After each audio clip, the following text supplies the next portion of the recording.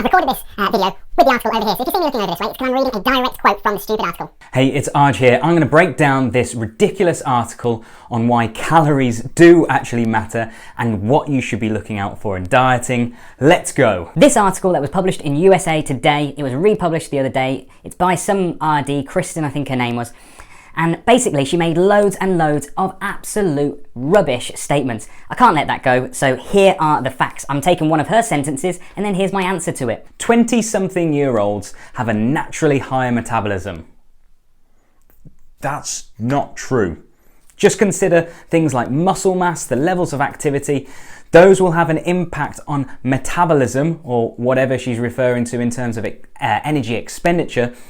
But other than clinical conditions like hypothyroidism, which isn't distinctly more prevalent in those who are over 40, there's nothing much more to say about this. Now is a good time to ditch all things diet. This paragraph is basically just full of hilarious rubbish. I'm not going to go into that.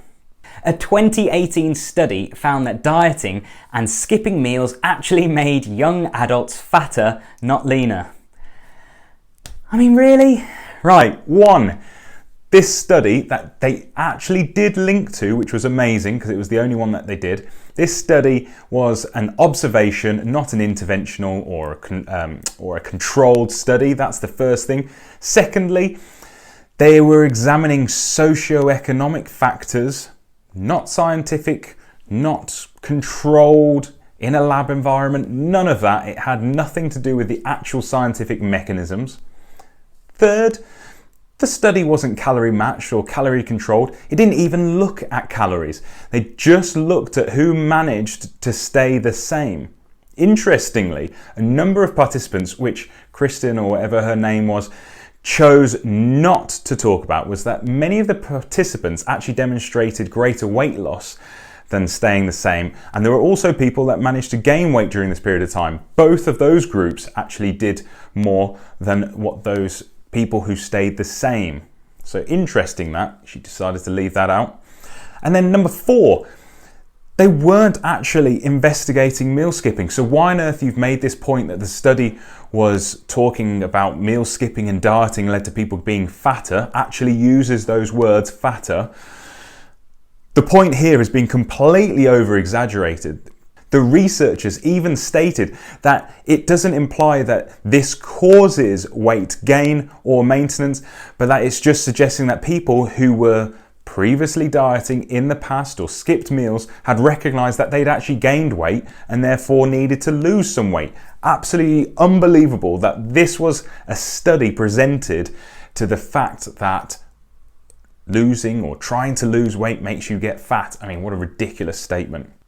A 2017 randomized control trial found taking breaks from dieting actually led to more success in weight loss. Right, unlike the last one, interestingly, they didn't choose to reference this paper. Secondly, diet break concepts are well known and are actually encouraged by people like myself, good, effective coaches, to provide people with physical and psychological breaks from dieting. We all know that this actually leads to longer term success. And then third, this has nothing to do with whether dieting is effective, and quite possibly actually argues the point for us that you take a period of weight loss and then you do some maintenance or lower restriction and then you repeat the cycle, much more engaged. Absolutely ridiculous that was an argument against. The authors cited the concept adaptive thermogenesis as the reason to why diets ultimately fail.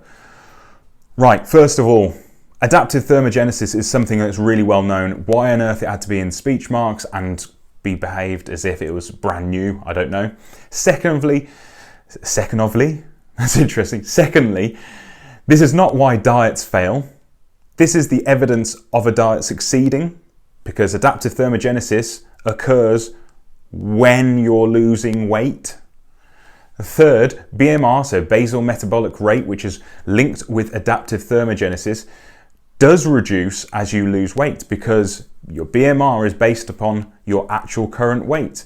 And then fourth, If you want to correct this adaptive thermogenesis, you can do this with as little as a 3-day refeeding program. So don't leave that as a reason why diets don't work.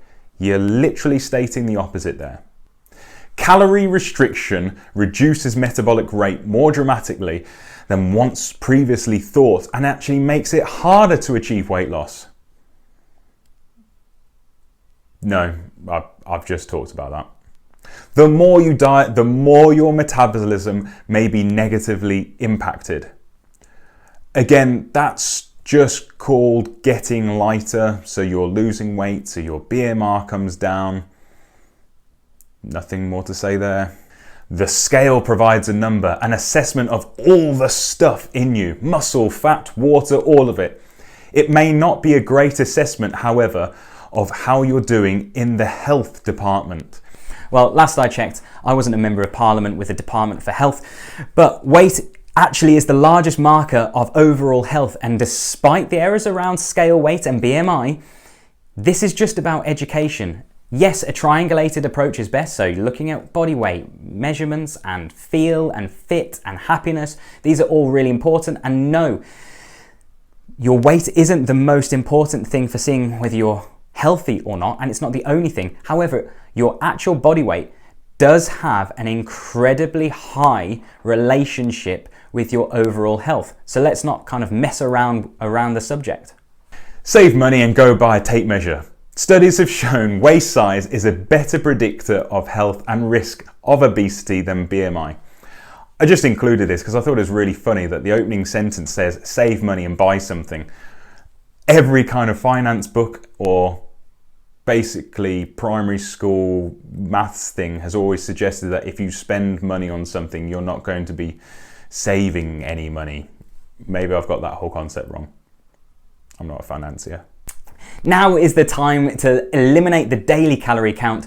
Counting calories to lose weight does not work, and there are multiple studies to prove it. Instead of focusing on quantity, now is the time to focus on quality.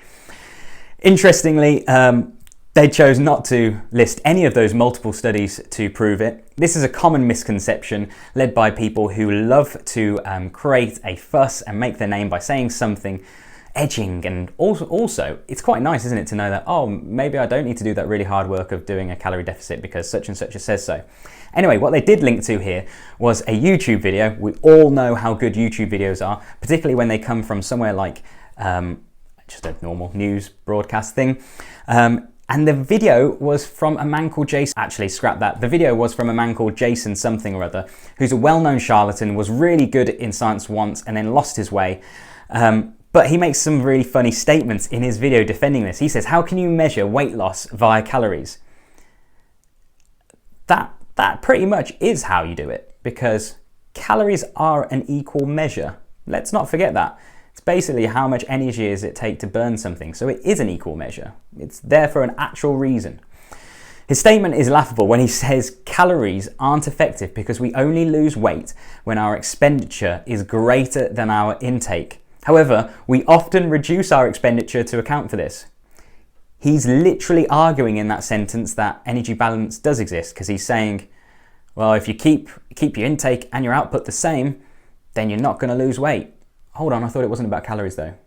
Got ya. Then lastly, right at the bottom of the article, it says a 2018 study in JAMA showed individuals were most successful at weight loss when they stopped counting calories and instead focused on more whole food diets. All calories are not equal. Well, there's a few things here. Actually, on the previous one, talked about food quality over food quantity. That's a load of rubbish. You can get fat on broccolis. It's possible. It just makes it really, really difficult. Yes, all calories are equal. The health properties of them aren't. But a calorie is a measure, a unit, the amount of energy it takes to burn. Therefore, it is equal. So overall, don't listen to the rubbish that was in that article. Dieting is not easy. You don't have to ban the word dieting. It can be a lifestyle change. Make sure that you consider energy balance. Make sure that you consider having vegetables, fruits, protein, dairy, all of these things in your diet unless you actually have some kind of clinical condition, which means you can't consume them. If you need help, just message me. I'll help. I'll do that. What a load of rubbish.